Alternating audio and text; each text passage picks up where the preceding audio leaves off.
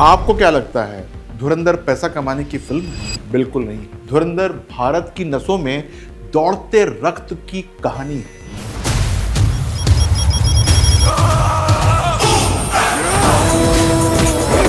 आइए आपको बताता हूं क्यों है।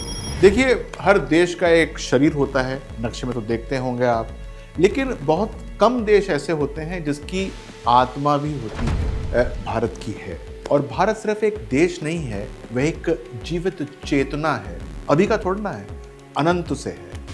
और एक मूवी आई, फिल्म आई, धुरंधर थी, ठीक है, एक्शन होगा, मैं भी सोच रहा था। लेकिन उसने जैसे जनता की धड़कन छेड़ी, कुछ बहुत सारे अलग अलग खेमे में लोग खड़े हो गए।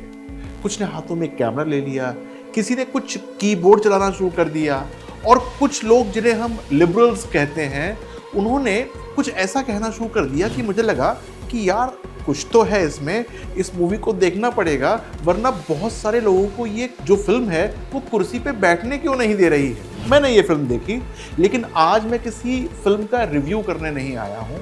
आज मैं उस सच की बात करने आया हूँ जिसे देखकर कुछ लोग तो बहुत प्रसन्न हो जाएंगे, लेकिन कुछ लोग बेचैन भी हो सकते हैं। धुरंधर देखने के बाद जो शोर उठ रहा है, कुछ लोग इसे कह रहे हैं प्रोपेगेंडा, कुछ लोग चिल्ला चिल्ला के कह रहे हैं हाइपर नेशनलिज्म, पता नहीं क्यों, और कुछ लोग इसे कह रहे हैं मात्र एक्शन फिल्म है। अच्छी बात है, सबकी समझ अलग अलग होती है। पर मैं आज आपको एक दार्शनिक और एक राष्ट्रबोध के स्तर पर बात कहने आया हूँ, क्योंकि मैं इस पे बहुत बातें करता हूँ। मैंने कितने वीडियोस आपके लिए इस संबंध में बनाए। आपने अब तक की लड़ाई तो सिर्फ क्रिकेट के मैदान में देखी होगी, शोर होता होगा, हीरोइज्म होता होगा, ऐसा हुआ वैसा हुआ, पर असली मैच तो यहाँ हो रहा है इस मूवी के अंदर, जहाँ पर आपको अपने जिगर को देखना है कि वो किस तरफ उछाले मारता है। ऐसी मूवीज देखकर जहाँ पर बिना मतलब की बात ये वो चल रहा है, या वास्तव में वो बात जो यहाँ हो रही है। अच्छा, ये जो बातें कर रहा हूँ शायद आपको समझ में आ रही होंगी। बॉलीवुड के नकली जासूस होते हैं और जो असली जासूस होते हैं उसमें क्या फ़र्क होता है। फिल्में आप देखते हैं, जो जासूस होता है उसके 6 पैक एब्स होते हैं, विदेशी कारें होती हैं, और बिकनी पे गाने होते हैं, और हर 10 मिनट में देश के लिए जान दे दूंगा, ऐसे डायलॉग्स होते हैं। पर क्या ये सच है? ये बिल्कुल सच नहीं है। असली जासूस अपनी माँ से भी सच नहीं बोलता कि वो जासूस है। असली जासूस अपने बच्चों का चेहरा छिपा कर रखता है, अपने आप को भी नहीं दिखा पाता। असली जासूस अपनी मौत का शोर नहीं कर पाता, वो मरकर भी चुप रहता है। धुरंधर पहली ऐसी फिल्म है जो ये सब कुछ आपको दिखाती है। जासूस होना हीरो बनना नहीं है, जासूस होना जिंदा लाश बनने जैसा है। यहाँ भावनाएं मार दी जाती हैं और मिशन को भगवान बनाकर पूजना आरंभ हो जाता है। हम कहते हैं भारत सेक्युलर है, जी हाँ बिल्कुल है। इसीलिए सत्य को परखने की मान्यताएं बहुत अलग अलग हैं, सब अलग अलग कसौटी पे इसको तोलते हैं। पर एक बात जो है वो समझ में नहीं आती, किसी भी विषय पर क्यों एक ही तरह के लोग मिलकर एक ही तरह की बातें करने लगते हैं। विरोध हो या समर्थन, दोनों में जकड़न क्यों है? क्यों एक छोटी सी बात के ऊपर कुछ पर्टिकुलर लोग इकट्ठे हो जाते हैं? याद रखिए, जो ज्यादा सच दिखाने की कोशिश करता है उसे उतना ही बदनाम करने की प्रथा बन गई है, और यही हमारे समय की विडंबना है। हमको इससे बाहर आना पड़ेगा। धुरंधर का विलन सिर्फ एक किरदार नहीं, वो उस विचारधारा का चेहरा है जिसने 1971 के बाद, 1971 जानते हैं ना, भारत पाकिस्तान का जब युद्ध हुआ था, तो कहा गया था या ये बोला जाता था, भारत को 1000 घाव देकर भी उसका खून बहाया जाएगा।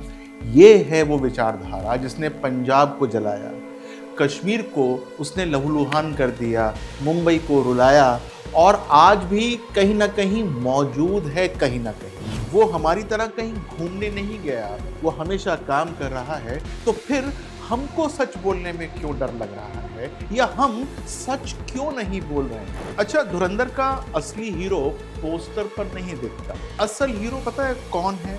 वो है जो सीमा के उस पार मरता है, जिसे यहाँ पर कोई श्रद्धांजलि भी नहीं देता है, जिसकी लाश परिवार तक पहुंच नहीं पाती है कभी भी, और जिसका नाम इतिहास की किताब में कभी भी लिखा नहीं जाता। दूसरे देशों में तो इस प्रकार की परंपरा बिल्कुल नहीं है।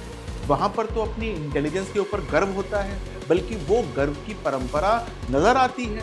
अमेरिका में CIA को फिल्मों में दिखाया जाता है गर्व करते हुए, रूस का KGB रौब देता है, चीन अपने जासूसों को देवता बनाता है, और भारत हम अपने असली रक्षकों की आवाजों को प्रोपेगेंडा कहकर दबाने की चेष्टा करते हैं। धुरंधर उसी चुप्पी को तोड़ने का एक नया औजार है जो आपके सामने आया है, और यही उसकी सबसे बड़ी बहादुरी भी है इस जमाने के अंदर, क्योंकि लोग डरते हैं, बोलते नहीं।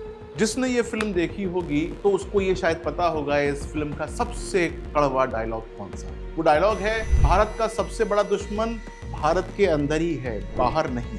सोचिए, जब जासूस पकड़ा जाता है तो उसकी फाइलें क्यों अटक जाती हैं? जब आतंकी छोड़ा जाता है, किसके हस्ताक्षर से वो छोड़ा जाता है? जब एक सैनिक मरता है, बहस क्यों नहीं होती है? धुरंधर ये सवाल उठाता है, और कुछ लोग यही सवाल उठते ही उनकी परेशानी हो जाती है, उनके दिमाग में कोई बात खटकने लगती है। क्यों असल सत्य अक्सर राजनीतिक कंफर्ट जोन को हिला देता है। बहुत सारे लोग जो हैं वो परेशान हो जाते हैं, क्या उनकी रोजी रोटी इसी बात से चल रही है? अच्छा, ये बात हिंदू मुस्लिम की पूरी है भी नहीं। आपने नाम सुना होगा राइफलमैन औरंगजेब का, उठाया गया था ईदगाह में। लेफ्टिनेंट उमर फयाज, नाम सुना है? गूगल कर लीजिएगा। शादी से उठाकर उसको ले गए थे। ये नाम फिल्मी नहीं है, ये लहू से लिखे हुए अध्याय हैं, हम सब जानते हैं, गूगल भरा हुआ है। कुछ लोग कहते हैं इसमें धर्म मत देखो, मैं कहता हूं क्यों इसके अंदर धर्म नहीं देखना चाहिए? सत्य पे पर्दा हम कब तक डालते रहेंगे? धुरंधर उन शवों की आवाज है जो सरकारी भाषण कभी नहीं बनता है। वह उन परिवारों की चीख है जिन्हें दुनिया सुनना ही नहीं चाहती, और अगर हम इसको सुनते हैं तो हमारा राष्ट्र कुछ बदलना शुरू कर देता है, और उसका आरंभ अब हो चुका है। मेरे हस्ताक्षर एक ज्योतिषी के हैं। मैं अगर ज्योतिष की भाषा में कहूं इसको, तो आज भारत की कुंडली में मंगल, शनि और राहु एक साथ जागृत हैं। मंगल जानते हैं कौन है? वो है पराक्रम, शनि है कठोर निर्णय, और राहु है गुप्त युद्ध। यही हमको करना होगा, और जो इसको करेगा उसको हमेशा आपको सराहना चाहिए। धुरंधर इसी गुप्त युद्ध का सिस्टमैटिक रूप है। यह फिल्म संकेत है कि भारत अब केवल सहने नहीं आ रहा। धुरंधर इस गुप्त युद्ध का सिस्टमैटिक रूप है। यह फिल्म संकेत है कि भारत अब केवल सहने वाला नहीं रहा, भारत जवाब देने की रणनीति सीख चुका है।